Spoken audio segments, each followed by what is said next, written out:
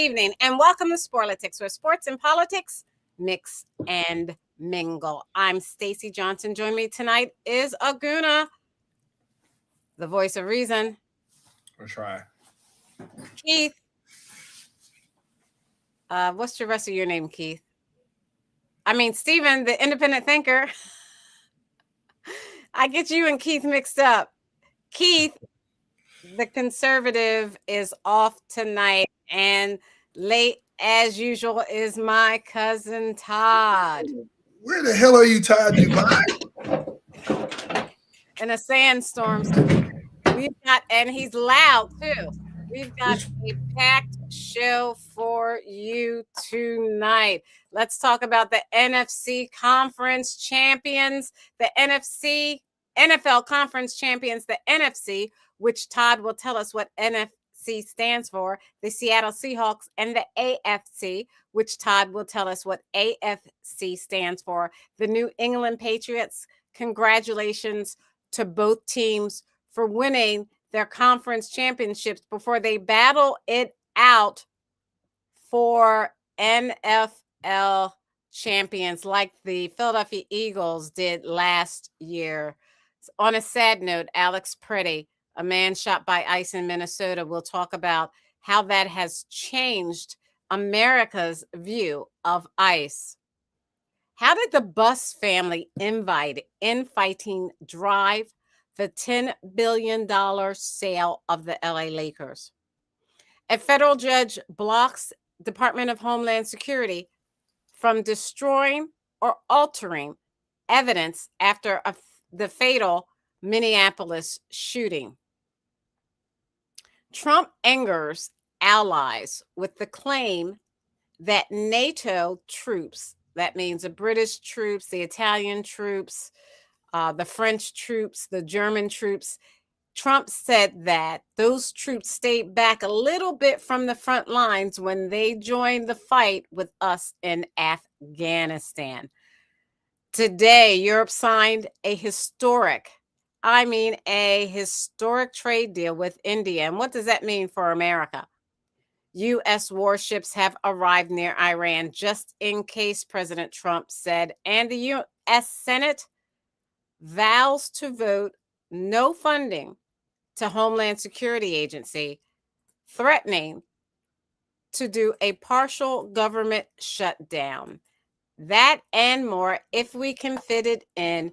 First up, let's talk about, I'm going to play the video. Let's talk about the NFC and the AFC championship in the NFL.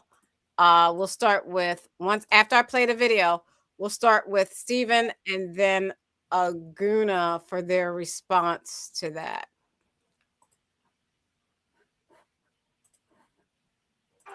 The Seahawks soar to Super Bowl 60.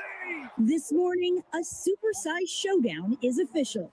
After a championship Sunday of thrilling football, priceless family moments, and freezing conditions, the New England Patriots and Seattle Seahawks will face off for the Lombardi Trophy. In the biggest game of his 8-year career, Seahawks quarterback Sam Darnold tossing pinpoint passes to superstar wide receiver Jackson Smith-Njigba. Hit as he throws, man open. Guess who? Smith-Njigba. Trading touchdowns with the Rams and MVP candidate Matthew Stafford in a shootout. Stafford, low knuckle deep. Nakua's open. He has got a touchdown. But Seattle's elite defense coming in clutch with the game on the line. Looking, throwing, is incomplete. Seattle takes over. It's always been about us and what we do. And now we're going to the Super Bowl. And in a snow-drenched AFC title game, the Pats barely hanging on to beat the top-seeded Broncos 10-7. Both offenses had trouble heating up as a blizzard descended on Denver's Mile High Stadium. This to tie the game. And the kick. No good. The swirling conditions causing chaos on the field. This time, these conditions, as they're changing in real time, very difficult. The Broncos playing without their starting quarterback, Bo Nix, who broke his ankle in the final moments of last week's game, turning to veteran backup Jarrett Stidham. Backing up. Oh, the ball comes out. New England's offense, led by 23-year-old quarterback Drake May, There's a little flea flicker. Back to May, who throws it down the field, is caught. did just enough to punch their ticket to the big game for a record 12th time. We're going to play better, and I'm just proud of this team.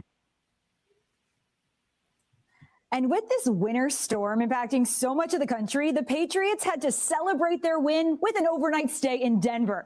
Head coach Mike Vrabel told his team no curfew, but followed that up with a warning saying the bus is leaving at 8 in the morning, and if you're not on it, you're not playing in the Super Bowl. Guys, I'd say safe bet that bus is going to be full this morning. It's gonna be full. It's like, Okay. Steven, you want to talk about those games? And did your prediction that you made last week, was that happen? Because I think you said you thought Denver was going to pull it off. We can't hear you. I don't think he said Denver. I thought he said the Devils were going to pull it off. I said I like Denver with the points, so I took Denver with the points, and they covered. And I had Seattle laying points. So Denver was getting 3.5, and they lost by 3, so I won. And Seattle won by more than 2.5, so I won with that. But the Denver game that wasn't a push because you took Denver in the points. No, it was a hook. Oh, okay. It was 3. It was 3.5. Got it. Yeah. So it just went 3. Yeah. So yeah, it would have been a push. It was even. But the thing about it was the coach for Denver made a huge mistake. He never should have gone for it on 4th down when he had an easy field goal. They had 7 points. They would have been 10-0 in a game where they know the weather's going to be getting bad. They had all the momentum. They got the best defense. And that coach, you're talking about any coaches that should be fired. That call is so bad. I wouldn't mind him getting fired just on that one. He is an awesome coach, but I don't know what happened right there. Anybody would have kicked the field goal. I don't think anybody would have went for it. And the play they did was a horrible play for a first down. If you could do a first down, just make it just quick and fast. What game? Todd doesn't know. The Denver game. Denver had a 7-point lead. They could have went up 10-0 and put all the pressure on New England to try to do something. They could, and their defense could stop anything they at this point, at 10-0, they had a much better chance for the offense. So it really changed momentum of the game. It was tough. Then the snow came in. Nobody could kick field goals. Nobody could do anything. It ended up being a 10-7 game. I think if the weather had stayed straight, and whether or not they went that field goal, I think the weather screwed them everybody up. But I think if they went for the field goal, I think Denver would have won that game straight up. So I think they were a better team. But I do like New England getting points for the Super Bowl.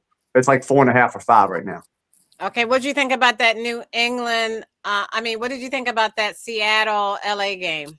Well, they say Seattle has this amazing defense, and they do. They only allowed like 17.6 points per game before this game, but they let a bunch of score left and right. There's no defense at all. It was like they were playing flag football or something. I didn't understand that for this game. I know that two teams know each other. They play twice this year. They play all the time, but still, your defense got to be more stout than that. But I think they can. I'm sure they can beat New England, but I'm gonna put a little bit of love with New England where I've got them with the points, and I wouldn't be shocked if they could win this game and just start a whole new dynasty.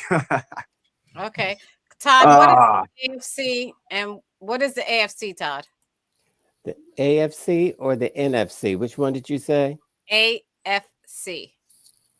The AFC. Just a minute. I'm getting a note.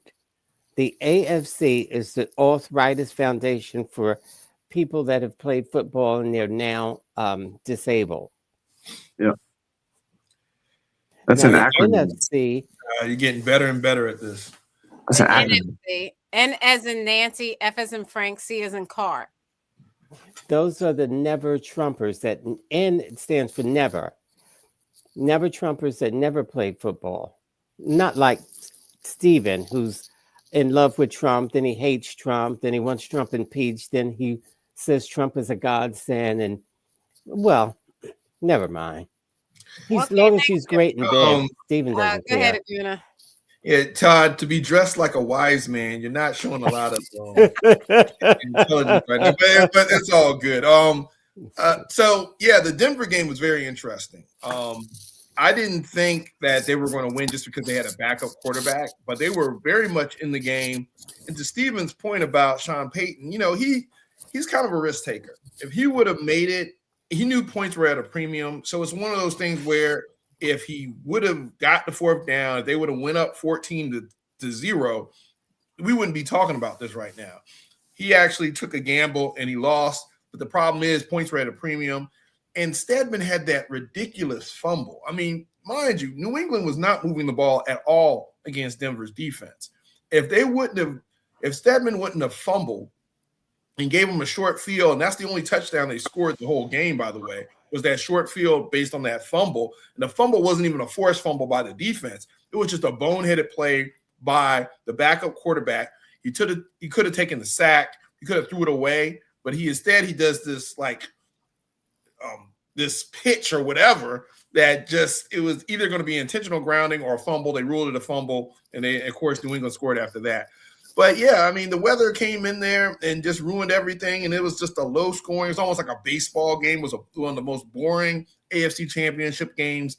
I didn't even watch the whole game. It was bad because I didn't watch the game, and it was still the same score from the first quarter. I came back and watched it again, so you didn't really miss anything. You kind of felt like whatever team won was going to get beat up by Seattle or the Rams of the winner of the NFC. However, to Steven's point, I'm not going to sit here and say that, Seattle is going to walk away with this thing. That Seattle LA game came down to the wire as well. Sean Payton went for it Sean McVay went for it on fourth down instead of kicking a field goal, which would have made it a 1-point game. But he went for it. They didn't get it, and Seattle kept the ball, and they were able to run out the clock. So it was a high-scoring game. So you're looking at Seattle's defense like, they keep saying Seattle got a great defense, but they let the Rams put up a lot of points. And we have to also remember, this is Sam Darnold, all right? The Rams did not blitz him. They did not put him under pressure.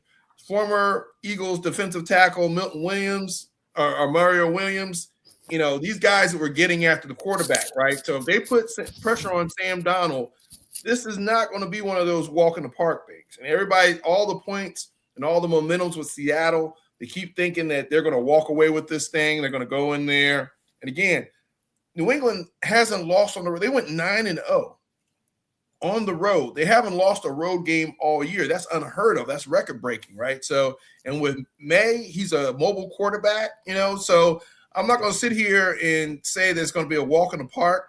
And just like they keep comparing this to the beginning of the Brady dynasty, when New England had to go up against the greatest show on turf, which happened to be in the NFC West, right? The Rams were in the NFC West. They went up against the greatest show on turf. They said the Rams are going to run away with this thing. The defense kept them in the game, and lo and behold, it was a field goal kick at the end by what's his name? That kicker, what's his name? Begins with a V. That New England kicker that always won the field goals or always won the Super Bowls. Charles Barkley. Yes, Barkley. Vinatieri just pulled away with it, and it was a close, gritty game. So, at the end of the day, Seattle and the Rams was way more entertaining. But I don't know how much confidence you're going to have in Sam Darnold. And again, it just takes a little bit of pressure on him to have a Sam Darnold type game. And if he has a Sam Darnold type game, they have turnovers. New England could very well shock the world. So New England and the points because everybody's putting the points. Everybody's going with Seattle. All the money is on Seattle. Everybody keeps guaranteeing wins. Hey, there's no way the New England. When that happens and Vegas is trying to put that thumb on the scale, that's when all things are upsets are prone, and that's where the money goes. So I wouldn't go with Seattle. So let's do our predictions now. Wait a minute. Aguna mixed up football with baseball. He said he was watching a baseball game, and he doesn't know the different sports. So, you know what? Never mind. He tries. He does his best. Well, I guess so, but. Todd, do you have a hoodie on and what is that outfit? Are you? You almost? I thought you were a wise man, but you're more like acting like the Virgin Mary right now. Man. What is that? He waiting for the old man to get there. Waddle. What? All right, This we have to is- move on. We only I- have a certain amount of time. Sorry about Okay, that. good. Let's do our No, predictions. this is not a hoodie, by the way. This is cashmere, and it's not a hoodie. So stay out of my closet. Surprise. So my predictions were right last week. I said Seattle versus the Patriots, and I'm going to take the Patriots to win it all. They want that dynasty back since Tom Brady left.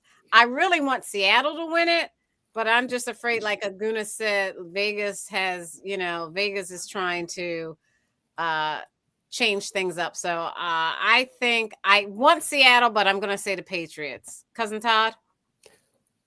I'm going to stick with the Devils. Thank you, Todd. Steven? Yeah, you gotta America first. you got to take the Patriots plus the points just for a little bit of cushion, and that's changed already. One down, so take the Patriots points. I would also go with the over. I all those great defenses. I still like the over because the under is so hard and to get. So I think I'm gonna go with the over, and I do like the points. But and it's right. This is. You don't like to talk about it too much, but this is what they do. Seattle is due for a loss, and they could have lost last week. They're due for a loss. So I think they may lose, but I'm not going to put the house on it. Just a couple tool shits. Aguna. But with the Yeah, points. I mean, as much as I hate New England and I do not like Patriots, this was primed to be an Eagles. It should have been the Eagles versus the Patriots in the Super Bowl for the rubber match. This is what it should be. Instead, it's New England versus Seattle, which is, they're trying to frame it as like this lick back game, right? From the time the Marshawn Lynch didn't get the ball at the 1 yard line and New England kind of beat the Legion of Boom and all that stuff. I think it may be another heartbreak. I think they're setting them up. And I think, you got to remember Robert Kraft, New England. I mean, the NFL loves dynasties in the AFC. You saw what happened with Kansas City for the last 4 or 5 years.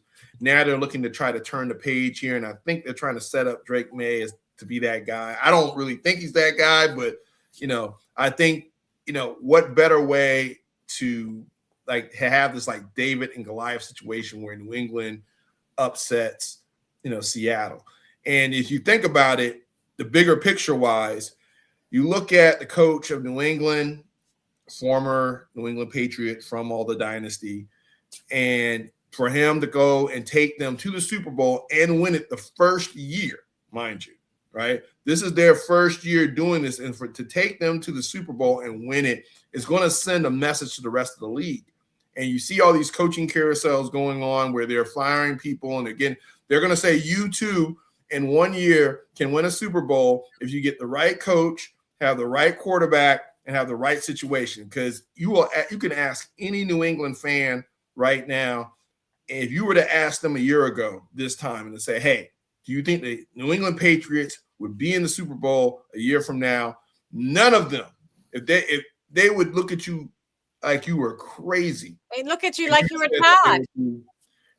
Nobody predicted this. They were just trying to make the playoffs. They didn't even think they could get by Buffalo, win the division, and make the playoffs. To say that they're in the Super Bowl on a 14-game winning streak, I think if New England wins, it will be a win for the NFL because it will give every other franchise hope that they can turn it around in less than a year. And the league loves parity. If you have Seattle go in there and win, it's going to be like, okay, we could predict this. But if New England wins, it's going to be like even a Dallas Cowboy fan, which in their delusional minds will be like, okay, next year we can go to the Super Bowl. Oh, come on. It's a win-win for the NFL is what it is. It's absolutely a win-win. They win twice. So they make a bunch of money, plus they have the stories for the rest of the year until it comes in. That's great. Okay. Yeah, here comes the dynasty. Yay, let's do another New England dynasty. That's beautiful. Steven, you're back this week. You had surgery last week, which we didn't even know about. So how are you doing after your reassignment surgery? Oh, I'm doing good. I'm working on my Adam's apple next. Oh, good No, for I you. was doing really good, but it froze over here. I don't know if y'all froze over, but it froze. I can't stay in the house forever, so I finally took a walk on ice. And You didn't fall, did you? no, I didn't fall, but my feet went out from underneath of me. But I didn't get hurt. that's I didn't get awesome. hurt, thank God. You could have like Yeah. really ruined all that surgery over I going out. I You know, can but say I that can't again. stay in. I have to be outdoors. But I went out safer today than I did yesterday. But it's all Oh, good. Yeah, I'm doing my. fine, man. I'm doing good. No Good to problem. hear. We're glad to Did hear. you? How's those implants? You didn't pop the implants, did you? No, Well, that's what never saved mind. me. Never mind. Just That's what saved me. It was like a thing in the car bumping off, man. It's great. oh, Right, good. we're And gonna like airbags in your car. Oh, we're gonna wow, we're nice. gonna lose people listening if you keep talking about that because of time. What are you Yeah, talking? How are you going to lose anybody? Steven's not ashamed of any surgery he's had. that was The National Basketball Association approved a $10 billion sale of the Los Angeles Lakers from the Buss family to Guggenheim Partners CEO and Los Angeles Dodgers owner Mark Walter, marking the largest acquisition in the history of sports. The Lakers placed number 2 on Forbes' 2025 list of most valuable NBA teams, boasting a $10 billion valuation behind the number 1 Golden State Warriors, worth $11 billion. The Lakers are among the NBA's winningest franchises, reaching the NBA Finals 32 times and securing the championship 17 times in its history. That success, the team's storied history of boasting superstar talent, and its massive brand visibility translated into the historic sale figure, which is significantly larger than the next biggest acquisitions in sports history.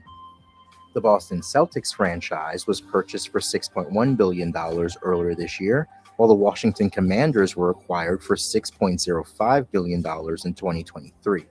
The NBA's Board of Governors unanimously approved the deal, which will provide majority interest of the Lakers to Walter.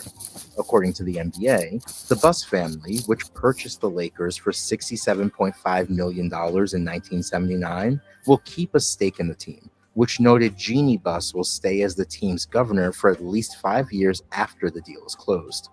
In a statement, Buss said, quote, "Over the past decade, I have come to know Mark well, first as a businessman, then as a friend, and now as a colleague.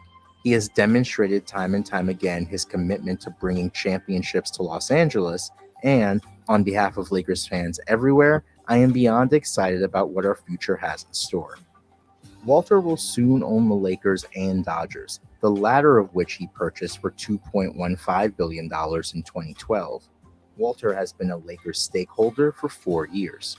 Forbes estimates Mark Walter's net worth at $7.3 billion. The billionaire investor has a controlling stake in the Los Angeles Sparks in addition to the Dodgers. He also has equity in English Premier League soccer team Chelsea FC.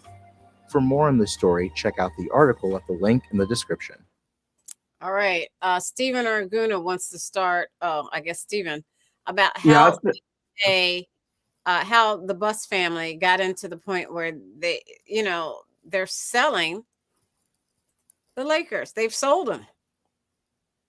yeah, but I don't know anything about their infighting. I just want to know how this man owns everything. He owns every team, any sport. He owns one of the teams. It's the craziest thing in the world.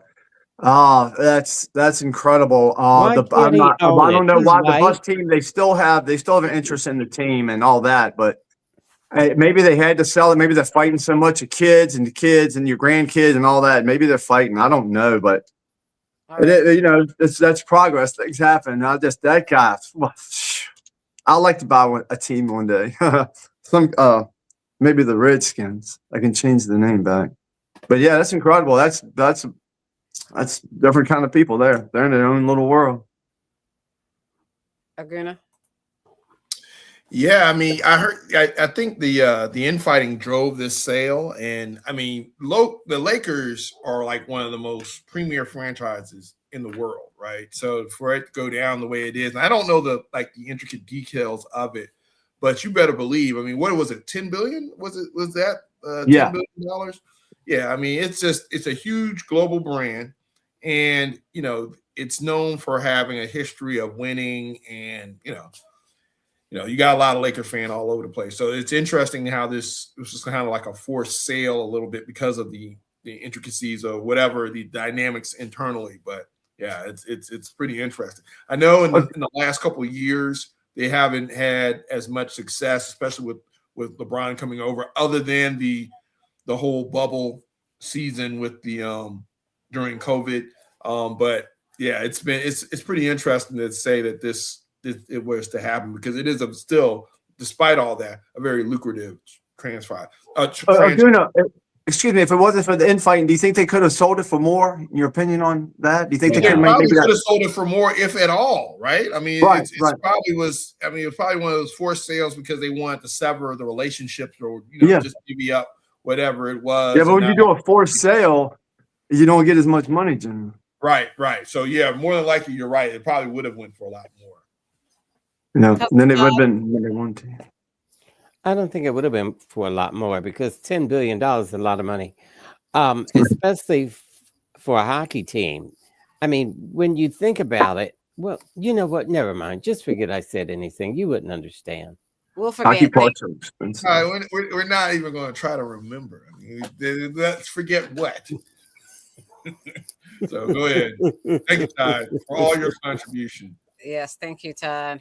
Here we go. Trump facing growing scrutiny with his own party over how this immigration crackdown is being handled. Mary Bruce at the White House tonight. Tonight, President Trump facing a rare and growing backlash from members of his own party. Some big-name Republicans, including the governor of Texas, now urging him to, quote, recalibrate his immigration crackdown. Others denouncing the administration's rush to judgment after federal officers killed Alex Preddy. He was there to perpetuate violence. Even as the country watched video of Preddy's killing, Homeland Security Secretary Kristi Noem quick to accuse him of domestic terrorism. The president labeling him a gunman. Deputy White House Chief of Staff Stephen Miller calling Preddy an assassin, a comment reposted by Vice President J.D. Vance. But tonight, the conservative editorial board of the Wall Street Journal writing bluntly, the Trump administration's spin on this simply isn't believable. The conservative New York Post writing, Mr. President, the American people didn't vote for these scenes, and you can't continue to order them to not believe their lying eyes. Texas Senator Ted Cruz saying the administration's tone should be more measured. Immediately when an incident like this happens, they come out guns blazing that we took out a violent terrorist. Hooray. Escalating the rhetoric doesn't help, and it actually loses credibility. Today, I asked the White House. The Secretary Noem said Alex Preddy committed an act of domestic terrorism. Stephen Miller labeled Preddy a domestic terrorist. Does the president agree with them? Look, as I've said, I have not heard the president characterize Mr. Preddy in that way. However, I have heard the president say he wants to let the facts in the investigation lead itself. Tonight, at least 29 Republican members of Congress demanding a full investigation.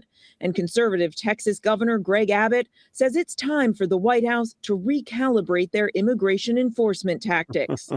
Go about their job in a more structured way. To make sure that they are going to be able to remove these people without causing all the kinds of problems and fighting in communities that they are experiencing right now.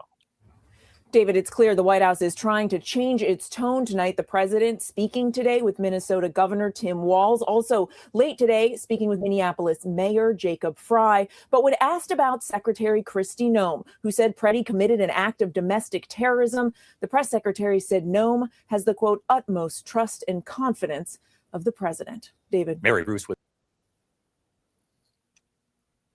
Okay. My question, this was first off horrible. My thoughts and prayers go out to the Preddy family and his friends. There's no reason he should not be alive today. That is horrible. Same thing for Miss Good. They should be alive today. They're American citizens. But my question for whoever wants to answer it first is, how is it that President Obama could be the deporter in chief, a Democrat, deport the most people out of this country, and we didn't hear of any of these killings? How could he do it, but this president couldn't? So whoever wants to answer that. The people on the other side of Obama are not people that would get in the streets and get in cops' faces and stuff like that. It's just the liberals and the conservatives are different kind of people. That's the only reason why. Because he could do it behind the scenes. The media wasn't reporting it. He could do it because people like me are not going to go out and protest and say, "Don't deport these people. Don't do this. Don't." We're not going to go out. We're not going to go out and do. We're not the kind of people who go out and protest like that unless it's something huge. But that's what y'all. And what it's doing is, and it's interfering with the cops, which you never should do. It interferes with it. I don't agree with what they're doing, and I know they murdered 2 people because they need to recalculate everything. But everything needs to get better on both sides, not just on one side. Okay, And so, because we got 2 dead people. But before, it would never happen like that it needs to be the way Obama did it was the right. So January 6th, there was no confrontation. No, that was a setup by the federal government. Oh. I promise you it was. That's already been proven. What you just did. So yeah, it was a setup by the federal government. I know it was. They had 274 FBI undercover agents there egging people on, and the cops were egging people on. So what? Let's pretend that's true. They still fought the police. They still broke the windows. The people who broke the windows was the FBI. Okay, the Antifa, people like that. Okay, listen. Why aren't they in Trump jail people now? don't break windows. Why aren't they in jail now? Why did Trump? Because they finally got a pardon, but for 4 years they didn't have their constitutionary rights. Did Trump they didn't have any constitution rights. They never got to see a judge. They never got to see a judge. I said, why did Trump pardon Antifa and pardon the crooked FBI? Why did he do that? Because they didn't get charged. He didn't have to pardon them. They didn't get charged for what they did. All of them. No, he didn't. Not the ones that were undercover, Todd. Thank you. Let me get a Guna in here. So Stephen, you see what you just did. Yeah. You can protest in this country. People protest all the time. MAGA folks protest. Right. They protest. They with go out guns. there. They have their guns. They do what they and right. I know. In some cases, violently as well. Right. It's right. just in this situation, and you saw the video, right? Yeah, you don't want to interfere in a federal law. That's what I'm saying. Action. But was that actually happening? Was he interfering? Was he absolutely not? I'm not saying anything about this case. I'm saying that Republicans don't care about Trump. Hey, listen. Republicans don't care about deportations. That's not why they're not going to be out there. I understand the liberals who are out there. I agree with them. They're trying to stop something that's bad. I agree. But Republicans are not going to go after Obama for deporting people. That's why he could do it and get away with it, because people were like me didn't care if they deported people because we want them to deport people. Now Trump's deporting people, but the left doesn't want him to do that. Y'all understand? Comprehende, right? Comprehende. Okay, wait a minute. The way you do it. It's about the way you do it. It's not the fact that you're deporting people, because we can agree. Yeah, you got to follow the law, but the tactics used. I agree with you. If I'm saying, I agree. Again, this is about the overreach of government. I agree with him. The tactics they use are bad. Right. They don't know what they're doing. If he can go out there and record. He can go out there and record and observe, right? But now he did nothing wrong that day. If the federal government comes in there and characterizes that behavior as being domestic terrorist, as being interfering in the action, what is, again, this goes back to the libertarian aspect of the situation, right? You can't have a gun and you can't observe or record your government engaging in government business, right? Again, it's part of oversight. And going back to what Reagan said, government is the problem, right? So you can't sit here and say, the government comes out there, and before it was even an investigation, the government said that this guy was a domestic terrorism. He wanted to inflict maximum carnage. They already characterized what it was before they investigated in there. So the same way they did with the woman. The same way they did with the woman. They said she was a domestic terrorist. If this doesn't scare the hell out of all Americans, whether you're a Democrat or Republican, then there's something wrong with you, because it's like, the government can come out and say anything about you they want and be jury and executioner before there's even an investigation. And you got to hope there. At the end of the day, again, we agree that people need to be in this country legally. But do we agree that the government should go off and kill private citizens as a way of getting these people out of the country? No. No, we don't. We're not necessarily. No. But I will argue this, Stephen. You voted for this, right? I did not vote for this. Now, let me tell you the reason why I say you voted for it, because when Trump was running his campaign, he said very articulate and clearly, he's like, look, we're going to have the largest deportation action in the history of our country. Right. Okay. You agreed that we were being invaded, right? You said we were being invaded. We were. Southern border was non-existent, right? And so what did he do? He said, look, well, I'm going to close the border, which is what apparently he closed the border. He said, hey, we're going to stop this invasion. He went into Venezuela because they were coming from Venezuela. You had said on this show that you had Chinese and terrorists coming across the southern border. He shut down the border. He invaded Venezuela. He's taking all the people out the country. You voted for this. You may not like the way he's doing it, but he's doing exactly what you wanted him to do. I wanted him to get rid of the people the way Obama did, but he can't because the people on the left, the people on the left don't want him to go. Wait. Remember that guy that was a sex trafficker and a human trafficker?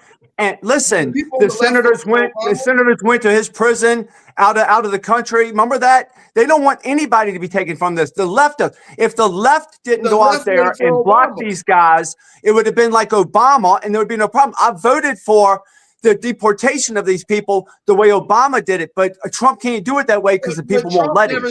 That's not what Trump said he was going to do, though. He said he was going to get rid of these people.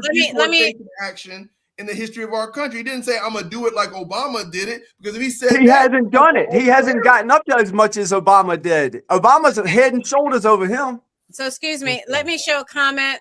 Illmatic says a live person watching the show commented and said Stephen has never met Antifa in his life.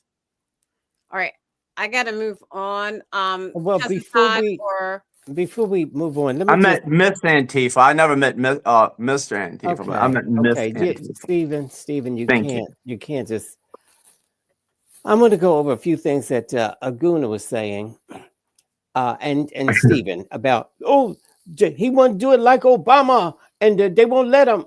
Listen, what happened was Trump is allowing these people to go into homes without a warrant. That's against the law. So I don't agree with that. Okay, just a minute. You just said he wants to do it like Obama, but the people won't let him. That's not what's happening. By that. Obama did not go in people's homes without a warrant. Two things can be happening at the same time, Todd. Gosh. Okay. Stephen, you got to let him finish. I know, but I want him to be educated. He didn't interrupt you. By you. I waited for him to finish talking. So anyway, he's not doing what Obama did because he's not Obama. And he already said, hey, why are you being so nice to these people? Don't be so easy when you throw them in the police car. You protect their head. Throw them in there. He's already told you he wants you to be rough. He said, and I'll pay your lawyer's fees. Remember that?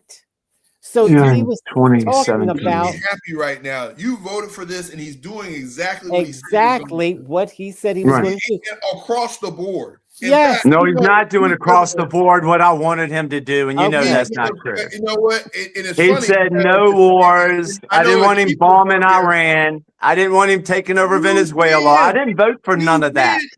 I did not. I did not vote for an imperialistic regime. I didn't. I voted for a man that said no more wars. I voted for a man that said no more wars. I'm tired of people dying, and he lied. I'm not like Todd. When my side pisses me off, I'm off of that side. I'm back to libertarian. I'm in the middle. Here's the thing. Time out, Stephen. You're saying when your side messes up, you're off of that side. I'm off of it. In the beginning, when we said we didn't trust what Trump was going to do. I said that too. I was a never Trumper for years. I was a never Trumper. You called us down and said no. And even no, I didn't. When I was a never Trumper working with you how to get him impeached, talking to you about how to impeach Trump. Let me finish. You said my side won. Now you're going to see what happens. We're going to do this, and this. And I said, okay. And that's what should have happened, but that's not what happened. That's exactly what he's doing. That's not what happened. What has he done so He far. flipped 180 degrees. I stayed consistent. I'm a consistent person. He's not. I disagree. I didn't think Trump change. has stayed I consistent. didn't change. You Donald haven't. Trump says that Trump man has can't stayed have a gun. That man that just got killed in Minnesota. They said he's not allowed to have a gun at this. He don't know. Donald Trump's not Second Amendment. I'm Second Amendment. I never changed. This administration is going after somebody who legally had a gun. I didn't change. I didn't vote for that crap. You didn't listen to what he I didn't said. vote for that.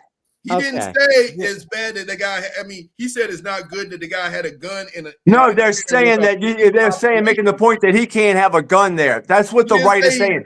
He said he didn't like the idea of him having. Yeah, a they gun. said he cannot have a gun. And let me ask you cross-eyed this. FBI guy, whatever his name is, he said he's not allowed to have a gun. The head of the FBI said that boy ain't allowed to have a gun. You can't have a gun and interfere with a federal operation. Who do you He know wasn't had a in a. gun and interfered He with a wasn't federal interfering. operation? Stephen, you gotta let him do it, and then you respond. All right. He's saying it's not a wise idea to have a gun and interfere with a federal operation. They had a federal operation going on, and they're characterizing that he was interfering with that operation. And it's not a good idea to do that if you have a gun on you. That's what he's saying. They can characterize it. Stephen, I'll go back to my original point. When you voted for this, he said exactly what he was going to do. He said he was going to do tariffs. He said he was going to close the southern border. He said he was going to deport everybody. He said he was going to do peace through strength, right? So that's when peace through strength means I'm going to bomb Iran's nuclear program. I'm going to take over Venezuela. That didn't help us. That didn't help America. That didn't help us. Iran?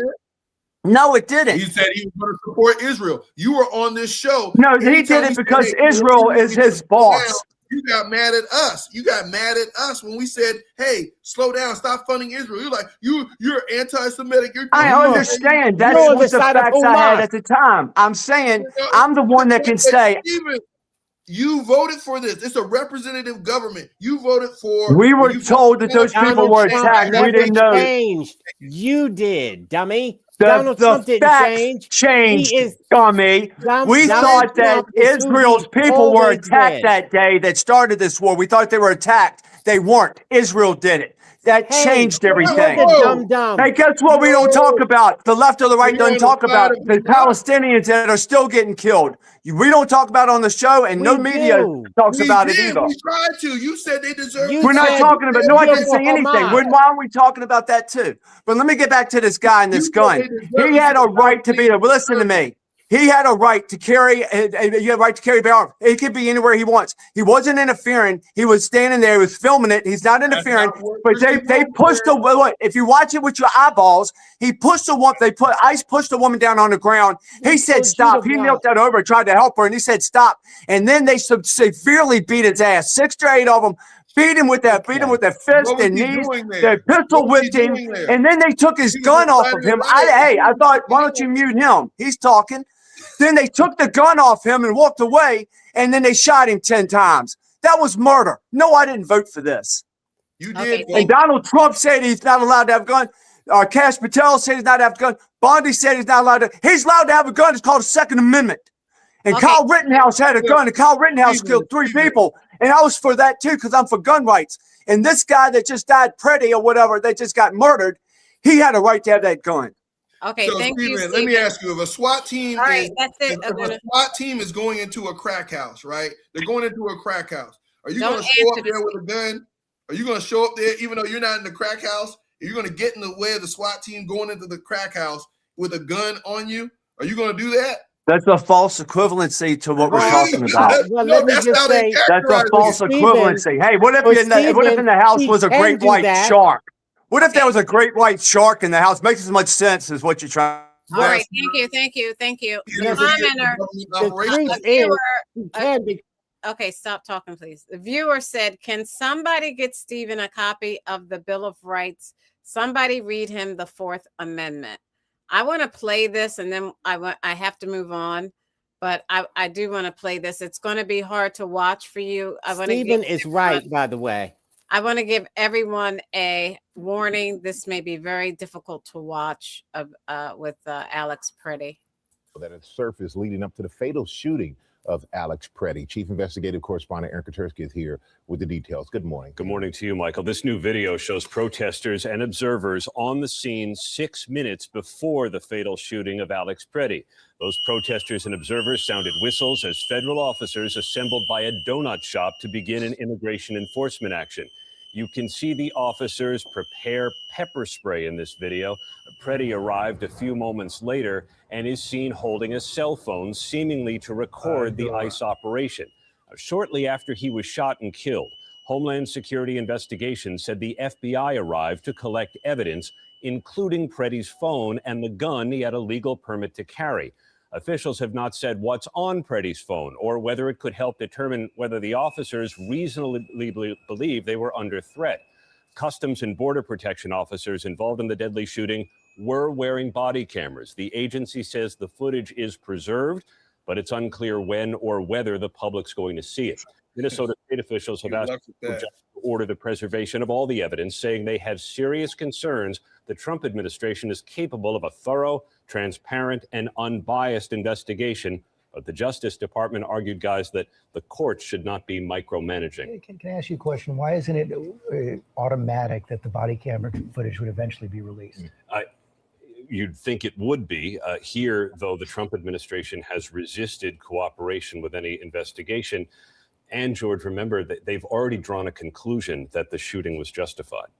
So quickly they came to that conclusion. All right. All right. Your government at work for you, Stephen. I don't know why you're talking to me like that, man. You know I'm against what happened. That's not my government. I don't have to explain to you. You know enough by now, don't you? Okay. Man, see, here's the thing. But I go back. That What did you think was going to happen? That's despite Democratic opposition to a measure that will fund the Department of Homeland Security. Senate Minority Leader Chuck Schumer says Democrats will not put up the necessary votes after a federal agent shot and killed Alex Preddy in Minnesota on Saturday. Let's go live to CBS News congressional correspondent Nicole Killian in Washington for us today. Nicole, the bill already passed the House with the support of some Democrats. So what's the outlook now in the Senate?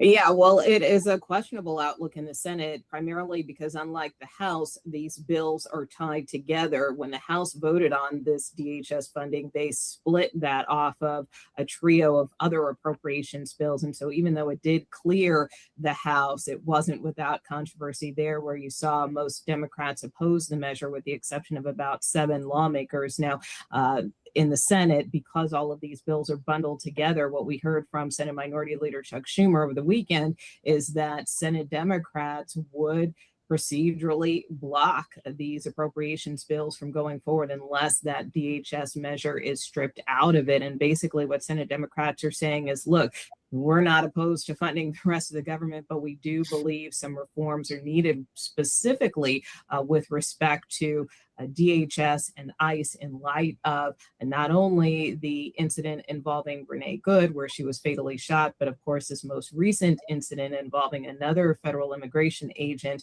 and the killing of Alex Preddy. So for those reasons, Democrats say that they will, by and large, oppose these appropriations bills from going forward. Republican leaders, for their part, however, have said, look, we're not changing course here. You know, it is full steam ahead in terms of trying to move this full appropriations package, and Democrats need to get on board in order to prevent a partial shutdown. Okay, I also want to ask you about this because over the weekend, a Florida congressman says he was assaulted at the Sundance Film Festival. What happened there? Yeah, well, this was an incident that occurred, as you mentioned, at the Sundance Film Festival. Maxwell Frost, a Gen X congressman representing Central Florida, was attending an event there and posted to his social media over the weekend that he was punched in the face by an assailant, someone who told him that Trump would deport him back to where he came from. So the congressman says that he is okay. We have since learned that that assailant has been arrested and booked on charges of aggravated assault and other matters. But certainly Leader Jeffries, the Democratic leader, said that he was horrified by the incident. And as I mentioned, the congressman acknowledging that despite everything that occurred, he is okay. Okay. Nicole Killian in Washington for us today. Okay. I want to move on because we don't have much time. We're out of time, and I have to move on to other subjects. So let me share my screen again as we move. Well, to the big Stacey, deal. let me just say real quick. So the Democrats always do this, right? They're trying to make a point at the late hour. I mean, they had an opportunity. And the thing is, because of the executive branch's powers in this situation, he can do an executive order and fund the Department of Homeland Security. He doesn't necessarily need, I mean, I know they're trying to exercise this thing as like having Congress have the power of the purse. But in the past, if you look at going into bat last year, this administration is not afraid of using executive action to fund Then that's what he's going to have to do. They're not going to just give him power like that. But I mean, so they what want is to the be point of on this? record. Though? The point, I mean, they could say, because he can use emergency funding to fund DHS. So by going through there and saying, hey, okay, well, they want to be on record. My point still stands. What the hell are you doing this for now? I mean, because I want to be rope in the power of the executive branch. This is just theatrics. Okay, listen. It's not theatrics. I want to be on record, whether it works or not, that I'm against this DHS nonsense where they're killing, like you just said, American citizens. So you're against funding an agency that's already funded? Yes. Okay. Yes, and I want to go on record as such. And so therefore, and so what's the point of that? So you're really just doing that for an election cycle, not exactly really you're looking for. I have to ensure that we win in November so that these nut jobs can be thrown out of there, and like Stephen wants, Trump to be impeached. Okay, so Illmatic, someone who's watching our show, I don't know who it is, said Democrats are so reactive, but are starting to find their voice. Yeah, they're trying to, but they need to have a little bit more teeth than this. I mean, part of this is to show. And there was 7 that did not vote for this. 7 punk faggots. Damn, Todd! Oh my gosh! Well, they are. They're rotten. Those, and this, I think it's the same punks that did not vote for. Are you showing them? That didn't. That voted to censure. What is his name? The black guy with the cane, who these white devils were calling pimp. He had a pimp cane. Yeah, pimp cane. Well, hey, that was rotten. No. And so we're out of time, so I have to move on. We're out of time. Okay, I think these are really Republicans who could not get elected as Republicans, so they went as Democrats, and it's 7 of them. Thank you. Okay. India and the European Union have finalized a landmark trade deal. The move seeks to hedge against unpredictable ties with the US and is expected to double EU exports to India by 2032. European Council President Antonio Costa. I'm the president of the European Council, but I'm also an overseas Indian citizen. Then, as you can imagine, for me, it has a special meaning. At a time when the global order is being fundamentally reshaped, the European Union and India stand together as a strategic and reliable partners. Today, we are taking our partnership to the next level. The EU said it will eliminate or reduce tariffs on 96.6% of traded goods by value and will lead to savings of $4.75 billion in duties. In return, the EU will cut tariffs on 99.5% of goods traded over 7 years, with tariffs to be cut to 0 on Indian marine goods, leather and textile products, as well as chemicals, rubber, base metals and gems and jewellery. Prime Minister Narendra Modi said the deal is the largest ever free trade agreement in India's history. The FTA will boost investment between India and the European Union. It will help forge new innovation partnerships and will strengthen supply chains at a global level. According to an EU statement, New Delhi will slash tariffs on cars to 10% over 5 years, from as high as 110%. That will benefit European automakers such as VW, Renault, Mercedes-Benz and BMW. Officials said they expect the deal to be implemented within a year. The agreement comes days after the EU signed a pivotal pact with the South American bloc Mercosur and follows deals last year with Indonesia, Mexico, and Switzerland. Mm-hmm. The rush of deals underscores global efforts to hedge against trade with the US. All against President United Trump's bid States. to take over Greenland and tariff threats on European nations has tested long-standing alliances among Western nations. Okay. You see, this is all against United States. United States is going to be the loser. But Keith and Stephen didn't see that when Trump was running for president. And so America is hated all around the world. And now that Trump is in office, America is no longer trusted because they think, okay, you elected him once, and all right, that's okay. But then you elected him again, knowing that he's a nut. And look what he's doing all around the world. And so they don't trust Americans to elect a normal president. So they don't trust America. And this is why the world doesn't like Americans anymore. Well, they never really did, but they played the game. Okay. But now it's like, oh, we got Stephen, and then we have to do a roundtable. We're almost out of time. We have one more subject.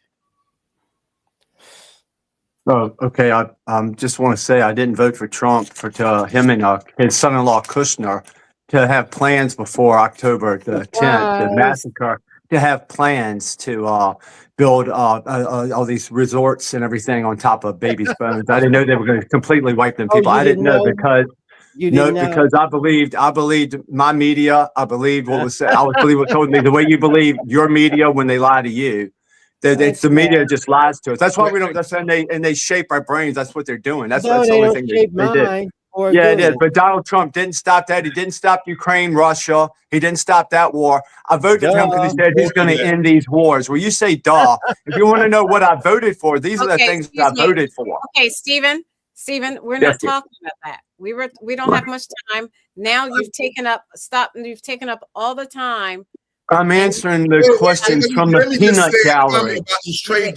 The trade deal. That's what we're talking about. Right. So these trade deals, this should scare all Americans because this is what we were in fear of prior to. This is the reason why most capitalists are against tariffs and are for free trade. Because if you put tariffs in place in this global economy, what's going to happen is countries are going to figure out how to go around you or how to make money without the U.S. And see, right now, the U.S. is the world's currency. So it only makes sense that you try to have a free market or free trade because the dollar has so much leverage against anybody else. Now, when you're saying, okay, we're going to put tariffs on top of that or use tariffs as leverage to negotiate deals, you're inviting crony capitalism because you're picking the winners. And I know Keith came on here, if being a conservative, you don't want the U.S. government picking the winners and losers. You want free trade because as a consumer, you want free trade means free choice. You want to force American companies to compete. You want to force international companies to compete. And so if you get the government out the way, typically that happens. Now, what's happening with India and the European Union, if you peel back the onion, you look at India in the last 20 years and the rise of the middle class in India, which is a consumer-based group, right? So now that these deals are going with Europe, you're going to see a rise of the middle class. They're going to start supporting European interest and European products. And if they phase out America, remember in America, the middle class we're taxed the most, right? Most Americans are taxed the most in the middle class. Now that you see inflation, your dollar isn't going as far.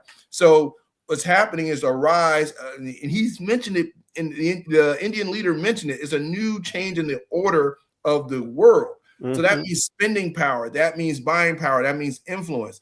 And see, Donald Trump and the Trump administration and his family are going to enrich themselves regardless. That's why tariffs is another mechanism for them to pick what investments they need to do, right? Because they're going to put tariffs on certain things, not take them all. All this flip-flopping on tariffs is by design because that gives him and his people enough time to move their assets, to position themselves, to go into Venezuela, invest in oil or not. You know, they start divvying in politics because he has the capital. 1.8 billion he has so far. Thank you. He's made that much money in the first year. So now you got people like Stephen and Keith over here. Oh, we didn't vote for this. Oh, we didn't know that he was going to do that. We didn't know. The fox in the hen house, and you expect him not to be a fox. But the other side is the same way. But Donald Trump has got more skill. He's got more skill at it. I don't know. But they're all the same. Minnesota still be alive if Kamala Harris was president. You think those folks? If Kamala Harris was president, maybe none of us would be alive. Well, see, there you go. There you go. So that's what I'm saying. So it was a joke. It was a joke. Okay. Thank you. Pretty funny joke. Tonight, an American aircraft carrier and 3 destroyers have arrived in the Middle East, a show of force after President Trump warned Iran to stop its deadly assault on anti-government protesters. Can you imagine? This is a joke. But Elizabeth Palmer reports that when it does connect, you can see the results of the regime's brutality. Witness accounts and videos tell a grim story that is consistent right across Iran. The regime's men open fire on unarmed crowds. In Tehran, you can hear the gunfire echoing as protesters gather. And it continues even as people are hit and rushed away. 500 miles to the east in the city of Mashhad, the same carnage. And this is the morgue in Khorramabad, far to the west, filled with bodies, just as we saw in the capital, where refrigerator trucks had to store the overflow from the morgue. So how many people were killed? The regime admits just over 3,000, but international teams combing through the evidence and cross-checking with medical records believe it's far, far higher. For example, the Norwegian-based Iran Human Rights Group estimates as many as 25,000. Meanwhile, the aircraft carrier USS Lincoln has just arrived in the Indian Ocean on its way to the Middle East. The administration hasn't said it plans to attack Iran, but the regime is clearly rattled and said today the presence of American ships in the region makes them accessible targets. All right. That's our roundtable discussion. We're going to start with Stephen, then Aguna, then Cousin Todd. The movement of our Navy battleship to the area near Iran. What type of position does that put us in? And where do we go next? It puts us in a very bad position. I don't like it at all. I don't think that we should be like we're doing regime change and everything that we're working on behind the scenes. The stuff that's going on behind the scenes and what the news is reporting is, I think, could be absolutely two different things, like it always is. If this group right here that's controlling everything has set their mind on conquering the world and taking over the world, and I didn't vote for that, but that's we're a part of this. I really wasn't a part of that. I really believe. I thought Benjamin was a good guy. I thought different people were good people. Turned out they weren't good people. You know, I was fooled. Told you that? I mean, nobody else can be fooled. Nobody else has ever been fooled. Y'all throw your stones because y'all's ass is perfect. You said I know. my side won. You guys lose. No, I said my side won. We were stolen from the last time. We finally won. And with everything they said they were going to do, it was going to be a great country. They didn't do what they said they were going to do. Okay, they didn't do it. I'm sorry. Okay. Now it's they your didn't turn. do what I wanted. Exactly what they see. That's what I think. See, here's the thing. Now, Iran, remember, the biggest criticism against Obama was that he gave Iran all their money back and he didn't stop the nuclear program. Trump went in there, bombed them, and he said, hey, leave the protesters alone or I'm gonna use some military force. Now he's backing that up with sending a carrier battle group off the coast of Iran. And one we have like 13 of these battle groups, by the way. And one of them shut down the command and control and airspace of any country in the world. So it was a very powerful thing to kind of roll the carrier battle group off the coast. Now, that being said, he may go in there and bomb them. And he may want regime change. But at the same time, Aguna, at the same time, I've been reading that Chinese planes have been going into Iran. Right. So it's going to be a proxy war. So we don't want this. It's going to behoove us to topple that regime.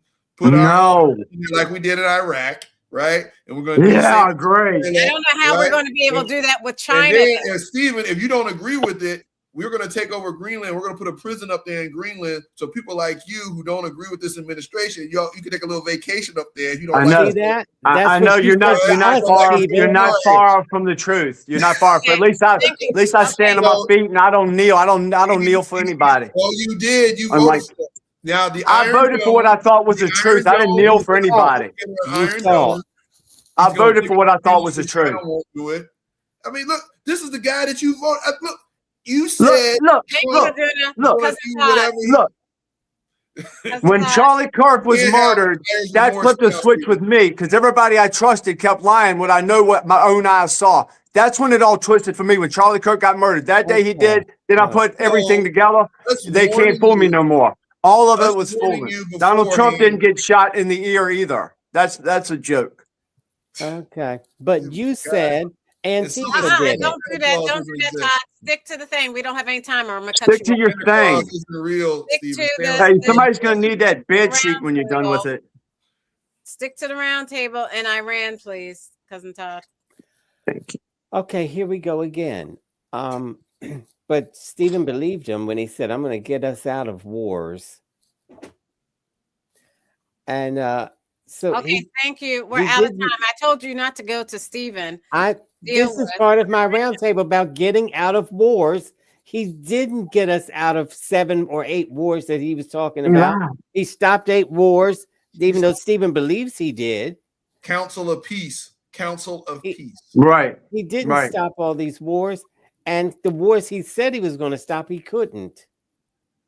And so he lied yet again. Surprise, Stephen.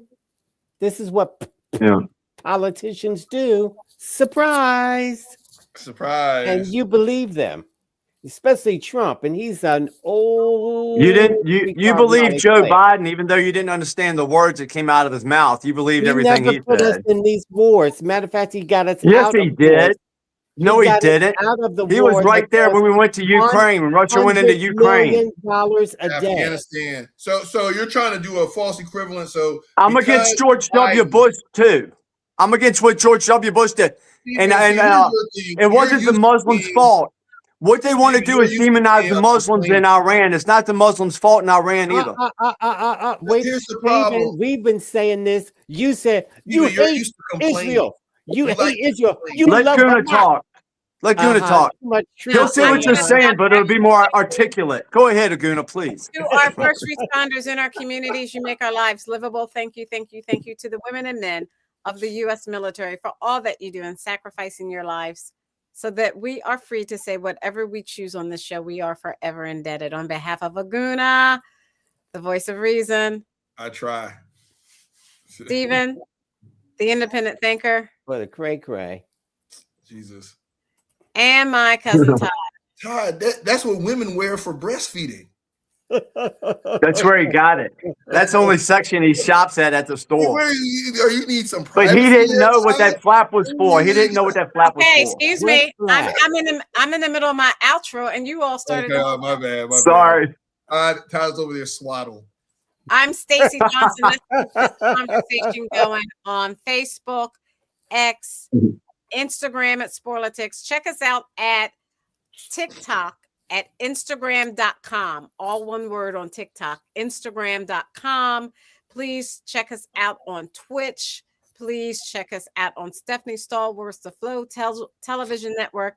And remember to like and subscribe to our YouTube channel at Sporlitiks so you don't miss us every week. We have fun at this. We really enjoy this. We'll see you next week. Good night. Lawrence of Todd Arabia. Get out of my face. And what you talking about a flap, Stephen, face stuff. And you're the one that had that operation that you getting ready to let go to waste. No. I had a small operation. I'm all right. Yeah, I bet it was, but still in all, it was an operation nonetheless. It was an operation. It was a hernia. I hope you never get a hernia. I want to talk to you offline this week. Who's me? Okay. Sure. And I think you know what, because we talked about it before everybody got on here. Right. I got a new hat, Todd. So Todd, your fashion sense on this show is going downhill. Are you crazy? We don't like it. We can't see somebody's what birthday? that It's is. making me uncomfortable. Was it your birthday? Todd. No, his birthday's in June. Oh, it's a Philly hat. Oh, there you go. There we go. Is that a bucket hat? Yeah, I was trying to wear this weekend for the championship game, but I couldn't. Oh, Right. wow. You might as well. Well, get is rid it of that. double sided? Does it just blank on the other side? You can wear it if you want to. If the Eagles start, going downhill. The desert, to the Oh, I sand, see. Yeah. so I can ride a camel. So Ty, we're gonna ride some camels out there going to Iran. So I just had a viewer, a friend of mine, text and say that tell Stephen we're praying for him. Oh Thank my you very God. much. Appreciate it. Let me just I say can use all that the prayers you have. this since he was trying to tease my outfit, this is cashmere. This is a big cashmere. Can you see it? Yes. It's cashmere with a K. What the hell is that for, Todd? Why are you wearing that? It's not that cold. It's freezing. No, that is you wrap babies in there. You wrap a baby in there, so they're covered. That's what that's for. It's not. You're trying to use it for some fashion statement. That's for breastfeeding mothers to swaddle their kids and to have privacy. You're coming on the show trying to make a fashion statement out of it, and that should be offended to new mothers. You're offending new mothers by wearing that. And then the craziest thing he's had on, but it's one of the top 5. Yeah, I know. And somebody says not he had on that Nikita Koloff thing. You had the what? This kind of text that said, "You guys are hilarious." You had on a bonnet. You came on here with a You guys are hilarious. A watcher says, "You guys are hilarious." Don't come on the show with a bonnet, Todd, and then you permed your beard and everything. You had a hair roller in your beard one time. Cheers. That's not Cheers, All right, good night. We'll see everybody. All right, guys. Peace and love. Peace and love. Good night.